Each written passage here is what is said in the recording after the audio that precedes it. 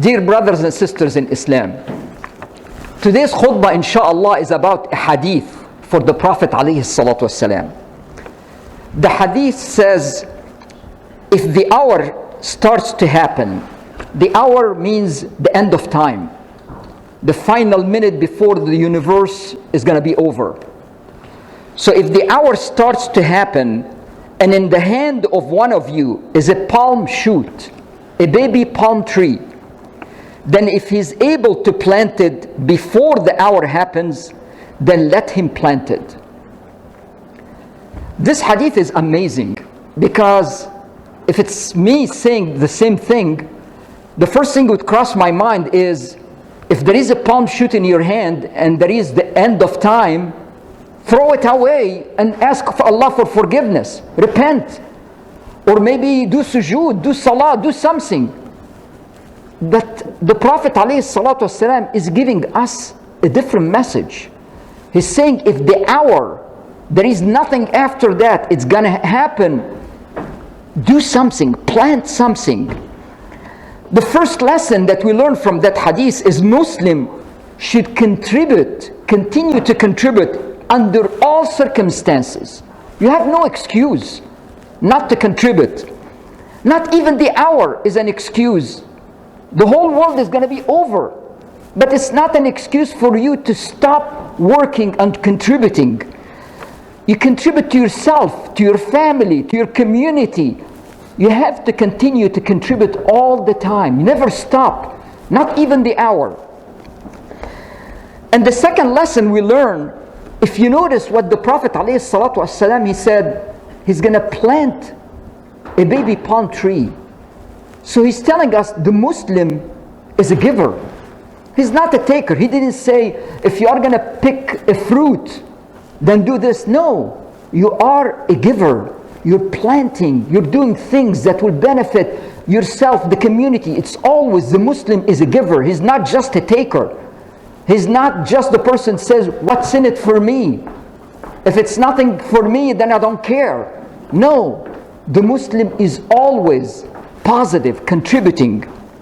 The third lesson that we learn is that the road to paradise is through this world. That's how you're going to get to paradise. If you want to get to paradise, do your best in this world. That's the path to paradise. And that's why Allah subhanahu wa ta'ala in the Quran says, ادخلوا الجنة بما كنتم تعملون. Enter paradise because of that which you used to do. He didn't say because of your worship. He said of the things you did in this life. That's how you're going to get to paradise. Because worship without action is hypocrisy. It doesn't work. Your proof for worship is your action. That's the proof. The proof of your belief in Allah is how you perform in this life. How you deal with people, how you deal with your business, how you deal with difficulty, with trouble. That's the proof. So how you prove it, that's how you're going to get to paradise. And as we know, work is worship. Some people think work is not worship. No, work is worship. What makes the difference between somebody working and his work is worship and somebody working and it's not worship is the intent. What's the intent in your work? The Prophet ﷺ was sitting with the companion, and a man passed by them. So the companion, they were impressed by the man's energy and strength. He looks strong and energetic. So one of them said, only if this was for the sake of Allah, like if he had all that strength and energy in war, fighting and all that. So look at the lesson the Prophet ﷺ is teaching us. He said, if he goes out to work for the sake of his young children, he is struggling for the sake of Allah. And if he goes out to work for the sake of his aged parents, he is struggling for the sake of Allah. And if he goes out to work to keep himself from having to beg, he is struggling for the sake of Allah. But if he goes out to work for the purpose of showing off and boasting, bragging, then he is struggling in the way of shaitan. So anytime you're working, you are doing work for the sake of Allah. as long as it's halal. So work is a part of worship. And that's why the hadith that we talked about, the person was going to plant a palm shoot, a baby palm tree, and that's work, and that's for the sake of Allah. He will get reward for it with Allah subhanahu wa ta'ala. And Allah subhanahu wa ta'ala said in the Quran, هو أنشأكم من الأرض واستعمركم فيها. He brought you forth from the earth and settled you therein. He made us settle in this earth for what? To construct, to develop the earth, to improve the earth. That's what our job in this life is. It's not just to sit and eat and do salah and all of that. No, to participate, to do all those things. And Allah put the means for us to achieve that. It's in the earth. Allah give us the solution. Everything we can do it's in the earth. Allah created it for us. So we have the means to achieve that. Each one of us has a role to play in this life. And we must always be productive. Even at our darkest moment, we have no excuse. Not because things are going bad, things are going wrong, that we say, I give up. No. We do not look for excuses, not to perform our responsibility. There may never be ideal condition for us that we say, now is the right time. There will never be the right time. So your contribution, your work for the sake of Allah has never to stop. Contribution for the sake of your children, of your family, of your community should never stop. Not say because it's not the right environment, it's not the perfect time for doing this or that. No, you should continue to do it whatever the condition is in. The fourth lesson we learn is finish your work. So he said it's the end of time. If you can finish your job and it's the end of time, you know you're not going to see any result, finish it. That's the lesson we learn. Never give up. No excuse. What is more excuse than end of time? Nothing more than that. So if end of time is not acceptable as an excuse, there is no other excuse acceptable. The hadith is an invitation for us to be positive, optimistic, regardless of what's going around you. You don't have any excuse. You must contribute to your community. You must contribute to society, to mankind, to your family. Some people say, I've seen it many times in companies. There is rumors that the company is going to go through restructure or there will be a layoff. And you walk around in the company, nobody is doing anything. Why? There will be layoffs. This hadith is saying that's not an excuse. Even if you know you're going to be the person laid off, you have no excuse. You should continue to work and do your best. No excuse for you. Some people say, well, I didn't start this because the economy is so bad. You have no excuse. If the end of time is not an excuse, nothing else is an excuse. So you should continue to contribute and participate in creating things better in this world until the last minute of your life. And this hadith tells us something else. You may not see the rewards and the results in this life. You may not. Like that person who's planting that baby palm tree, guaranteed he's not going to see it. It's the end of time. But definitely you're going to get the rewards from Allah. And if it's not the end of time, then you're going to get your reward in this life and in the hereafter. Your job is to do the best you can, to do your job and to perform it to the best of your ability. The results in the hand of Allah. That's not your job. You do your part. You trust Allah, you do your part, and then the rewards are going to be coming from Allah subhanahu wa ta'ala in this life and the hereafter. And Allah subhanahu wa ta'ala says in the Quran, وَعْبُدْ رَبَّكَ حَتَّى يَأْتِيكَ الْيَقِينَ. And worship your Lord until there comes to you that which is certain, which is death. So we said work is worship. So our job is to continue to work, to perform, to do our best we can in this life until our last day in this life. That's the order of Allah. We cannot say, it's enough, I got tired of working. No, you should continue to work until your last day in this life. Not even retirement is an excuse. Some people say, I'm retired. That's not an excuse. You're retired, how can you contribute? What can you do? Can you volunteer? Can you do something? Can you learn something that will benefit somebody? But you cannot sit and say, no, I'm not going to contribute. The famous Imam Abu Hanifa, he had a star student. That student, his name is Abu Yusuf. Abu Yusuf was on his deathbed. He was dying. And he was going into losing consciousness and then coming back, losing consciousness, coming back. And then one of his students came to visit him. So he sat next to him. When he came back and woke up, he saw the student. So he said, what do you say about this religious issue? The student was shocked and looked at him and said, in your condition? You want to talk about the religious issue in your condition? Look at his answer. He said, we study, so maybe one person will benefit or be saved by the correct answer. He's dying, and he still want to participate, want to contribute.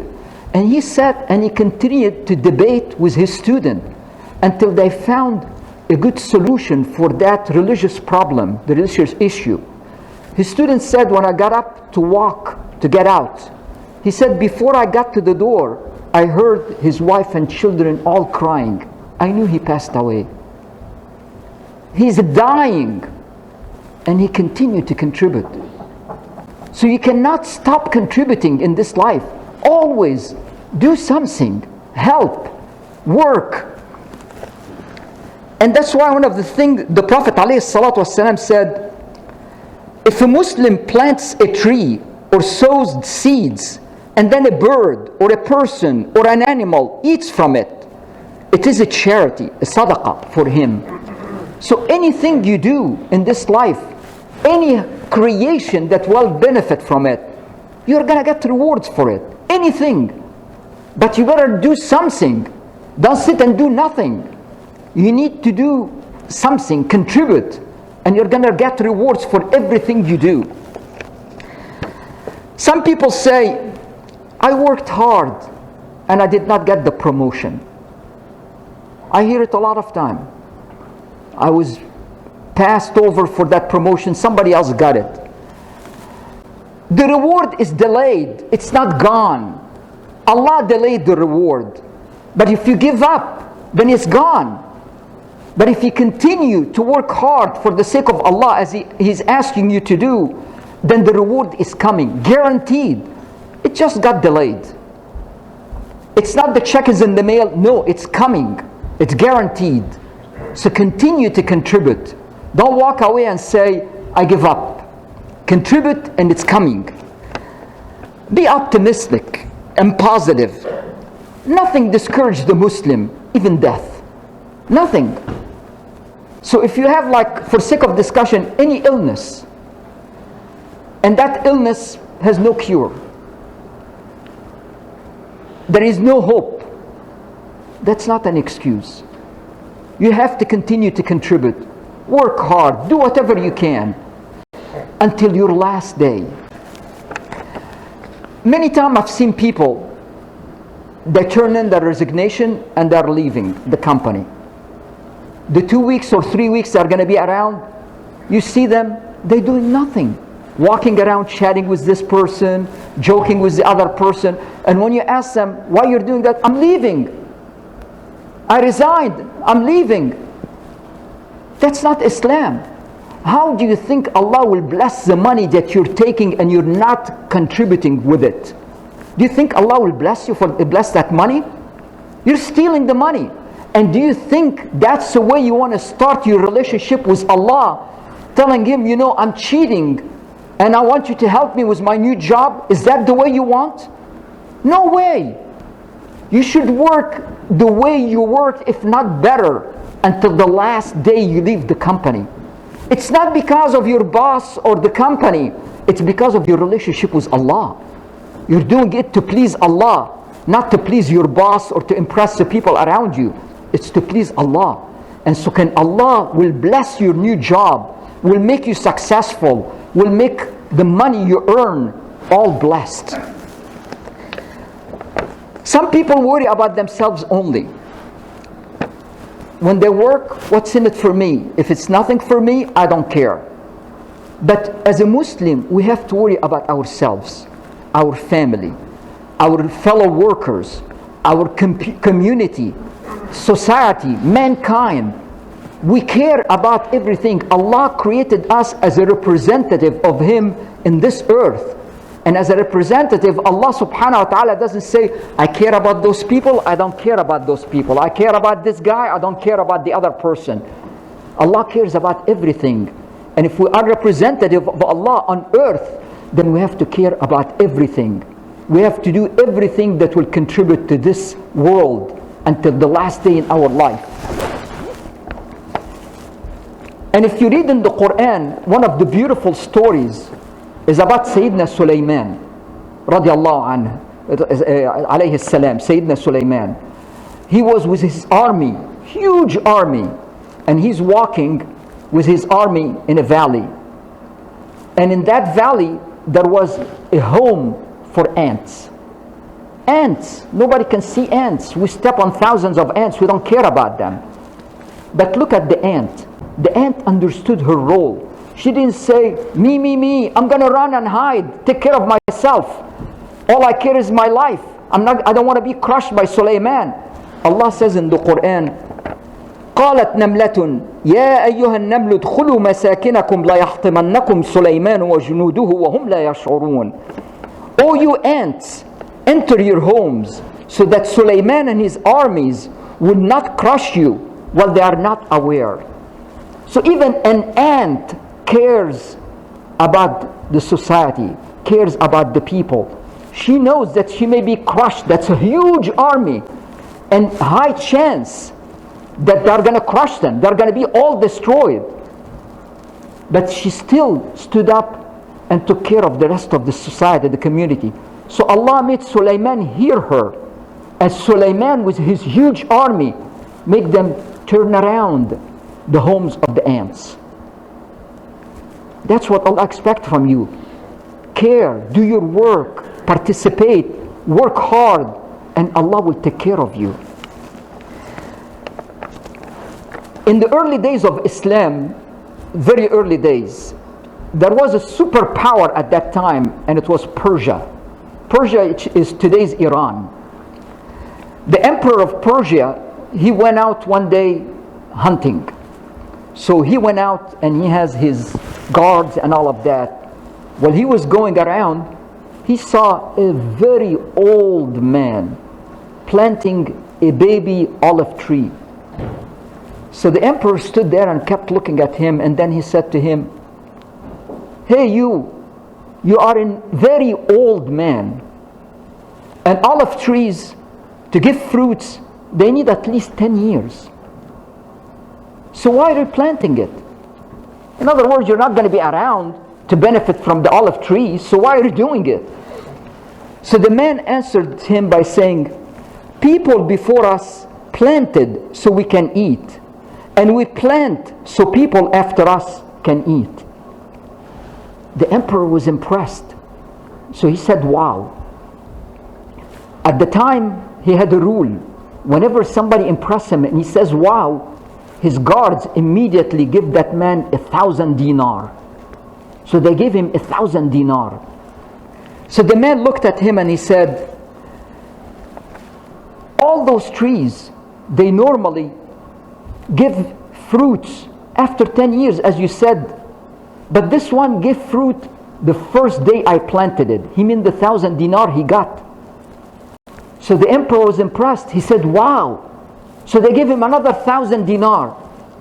So the man looked at him and he said, all olive trees, they give fruits once a year, but this one already gave me fruits twice. So the emperor was impressed. He said, wow. And then he kicked his horse and took off. So they gave the man $1,000. God chased the emperor. And they said, why did you take off? He said, if I continue talking to this man, I will run out of money. But look at the man. He's doing the hadith that we said. And this man, at the time, he was worshipping fire, because Persian worshipped fire. And he's doing the hadith. You have to contribute until your last day in this life. You cannot stop and say, this is enough. I don't want to contribute. It does not mean that you worked hard and you did not see immediate results, that you failed. Don't give up. Your palm tree or olive tree is going to give you fruits. Just give it the time. It's coming. It's not that it's not going to come. It is coming. And it's going to give you a lot of fruits. Not only for you, but for your children, grandchildren, your community, your society. Do your part and be patient. Your rewards are guaranteed coming.